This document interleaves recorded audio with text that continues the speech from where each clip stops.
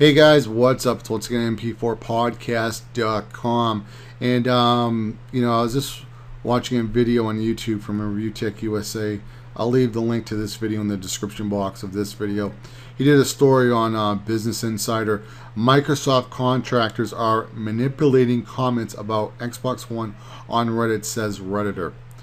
Now, the most outspoken people who dislike the Xbox One, guess who they are?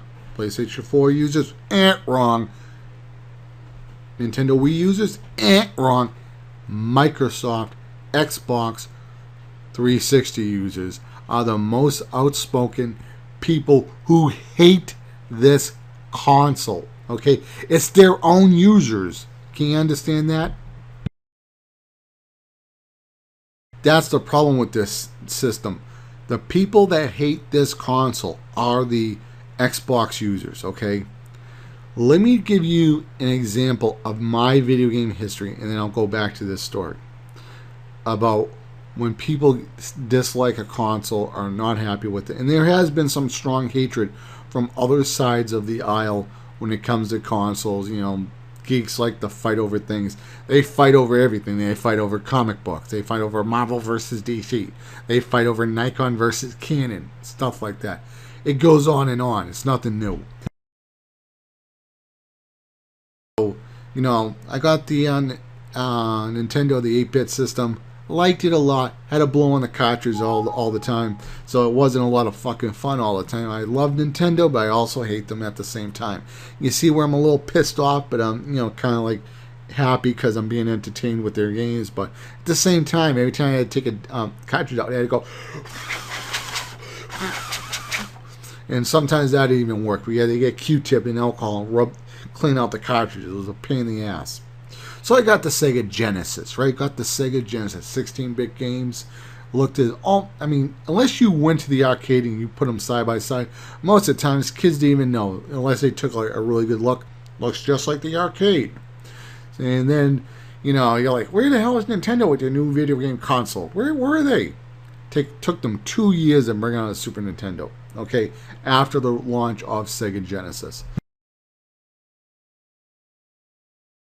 So, so there was like some hatred for Nintendo for waiting so long. It's like, hey, what's happening with these guys? But when they brought out the Super Nintendo, that was a really great system. It had more colors in the Sega Genesis. It had better audio. It had that built-in 3D FX chip. No, it had Mode 7, Mode 7. It's not the 3D FX like Star Fox, but it had, it could do like some 2D, 3D graphics, kind of like in the Super Star Wars games and so on. But, it was a great system. And then after those two systems, well, I did get the Sega CD, which I really liked and kind of didn't like at the same time. Some great games on Sega CD, and sometimes you bought a stinker. 32X got that. Got the 3DO. Really liked the 3DO. Got the Atari Jaguar. Loved the 3DO. Had a lot of good games that I really liked. There was Madden. There was Total Eclipse. There was Shockwave. Road Rash. I mean, a lot of good games. Atari Jaguar had a lot of good hope. I bought it like an idiot. Cybermorph sucked. Well, some people like it. Alien vs. Predator, really liked it. Had some problems. Took them too long to get games out. They said, whatever. 32X, I mean, it didn't even last a year. That's how bad the 32X was. There are some good games on the 32X, though. But... it got the Sega Saturn next. Okay, that was a really good system. Really did like the system.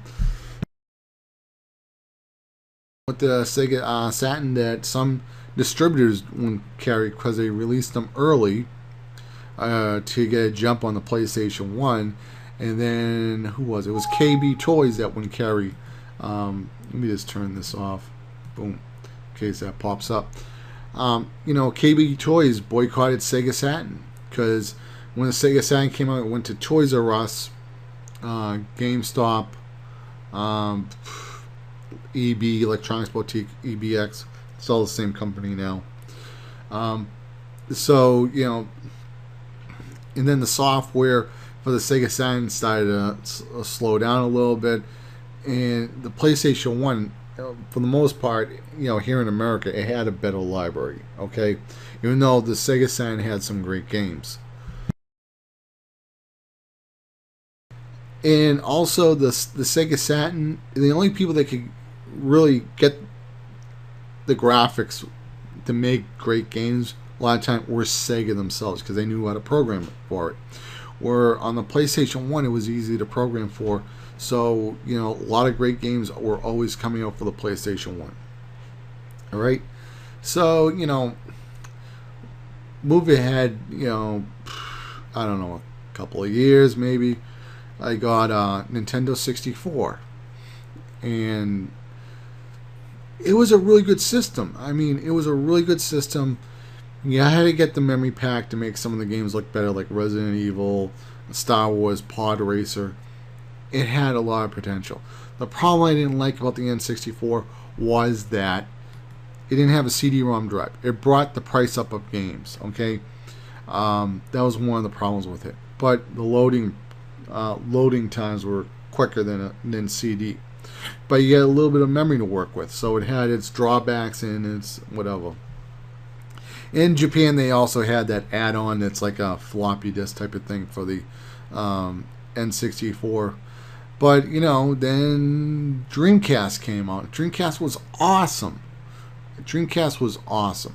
Had a lot of good games, great graphics. In my opinion, they were better than PS2 for the most part. But it didn't have a DVD drive. Most people, when they heard about the PS2 DVD drive, blah, blah, blah, blah, blah, they said, I'm going to get the PS2, $100 more, I'm going to get a DVD drive. And that was a big deal back then. I mean, a lot of people that bought the PS2 just to watch The Matrix. But, the PS2 had muddy graphics, it had the support, it had a good library of games, but it was hard to program for. And I will say this, the best looking games on PS2 by far are the God of War games, because Sony knew how to program for their own console. They knew the hardware better than they can go to the Sony engineers and ask them, how do you think we should do this? Okay, it was the same thing with Sega. When Sega built the Sega Saturn, the programmers could go to the engineers and say, hey, we're having a problem here, can you give us some tips on what we should do with how we're moving this data around? You see where I'm coming from? All right. GameCube, they didn't have a DVD drive. I think it should have had, would have maybe helped the system out a little bit more, because the PS2 had one, the Xbox One had one, and so on, and the GameCube I think only sold around 20 million units or so. The GameCube had a lot of good games. I really liked it. The Xbox One had the best graphics of them all, and then the Xbox 360 came out, really liked it. Xbox One, Xbox 360. The only thing I didn't like about was paying the online fee. The online is better on an Xbox. PS2, PS3, it's free. What are you bitching about? The Wii, love the motion controls. Just wish at the time when I got it, I was like, I wish it was HD. I wish it was as powerful as the Xbox 360. Blah blah blah. A PS3. But there are things I like about it, and some things I don't hate on it, but I just wish that they were probably better. All right. So the Wii U, the Wii U is a little bit of a mystery. I have one. I like it. The problem with the Wii U, from what I'm hearing, I'm not a programmer, so don't bash me if I'm wrong about any of this stuff. But from my understanding, the RAM that's in the Wii U is slower than the Xbox 360 and the PS3, but it has double the RAM for this system. It's 1 gig in the system, 1 gig on the tablet part. The GPU has characteristics to do some of the stuff the CPU does, so it doesn't need as powerful as a CPU. So it's a very weird architecture. It seems that when we do get these amazing games for the Wii U, they will most likely be made by Nintendo. Okay, they know their hardware better than anybody else. I just wish it could be better. Okay, out of all the controls I like the most, I like the Xbox 360 controller. I do like the Wii U controller a lot.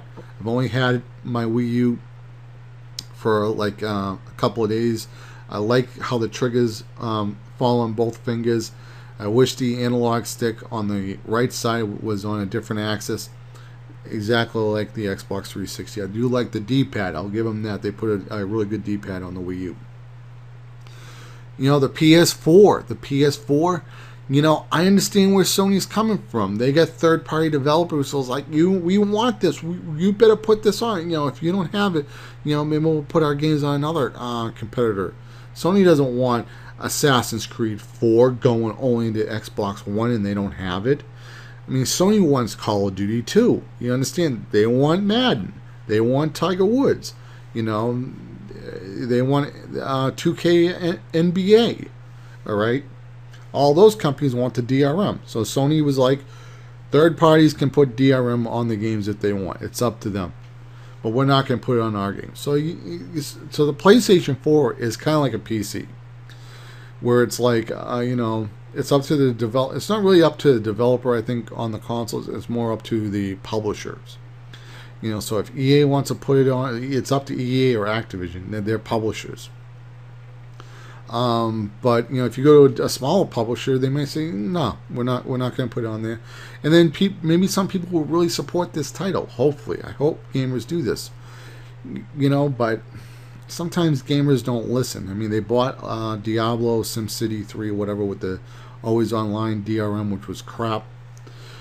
But you know, the biggest people that hate the Xbox One are Xbox One users. And that's a fact.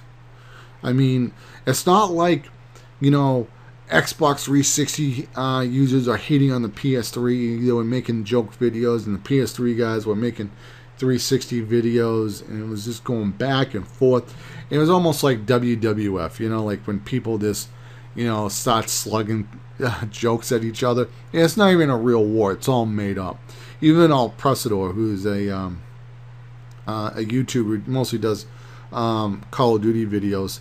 He even said it. He was like a PS3 fanboy, and he just made it up just so he would get views. And now he's like on the Xbox One side, you know, and it's the people do that to get a reaction. You know, El Presa says he's the puppet master, but now the haters of the Xbox One, they're not PS4 users, they're not Wii U users, they're not PC users.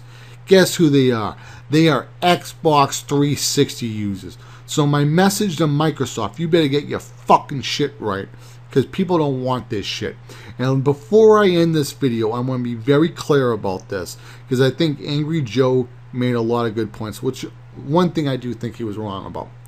He's talking about backwards compatibility. That's a little tough because the Xbox 360 is PowerPC architecture, when the Xbox One is x86. But Microsoft, you could build an emulator the way you did with the 360 emulating Xbox One. You could do that, but you're not doing that. But moving on. All right, what is going to happen when the Xbox One servers go offline? Will they go offline, or will they be online for the next 50 years or 100 years? Okay, what's going to happen with this intellectual property of art? Because video games are art. What will happen with this art if they cannot be shown off, even at a museum, you know, to be displayed? Okay, well, what's going to happen to collectors who like to buy games? You know, what is going to happen to your investment of these games? Now, I understand people will, on the PC you download things. PC users have accepted the DRM because of one thing: cheap ass prices. I'll actually leave some links in the description box of this video if you guys are interested in looking at how cheap PC games are. One, Steam is amazing. Steam, you can buy a game someplace else that's not on Steam, and you can put the serial number in Steam. Steam does that because if you put all your games in Steam and you start up Steam, guess what? You're going to see ads for Steam. You know, you're going to be in the Steam store more than you can even imagine, because all your games are there. So even if you didn't buy this game there, they say, hey, we'll take your code. So Steam's really good. They update your drivers, they update all your patches, they do everything for you. Okay, and that's what's nice about Xbox 360, the PS3, the Wii. You have all these games. The system does it all for you. If back in the old days you bought PC games, you had to go to the developer's website. You had to find the patch, the patch, blah blah blah, download the patch, install. You're all good, And a lot of times, like, you had to check to see if there were patches, and sometimes you ran into problems with the game. Most of the time, you really didn't. So on some games, actually had it built into the game to look for patches. Those were the good developers. But Microsoft, okay, with all the times I've even had a problem with, this company, I didn't like this that was over here. There's nothing I like about you right now. So I hope you were listening to this video. And let me just tell you something. If you do anything sneaky, like you go on Reddit and you start thumbing down people's comments or their submissions and stuff like that, and I even know that maybe my video will be thumbed down by Microsoft, we're going to find out later, sooner or later, because there are employees that are probably working there who, for whatever reason, they're just not going to be happy with you at some point in time, and they will spill the beans. So once again, guys, this has been mp4podcast.com signing out. You guys have a good one. Later, guys. Bye.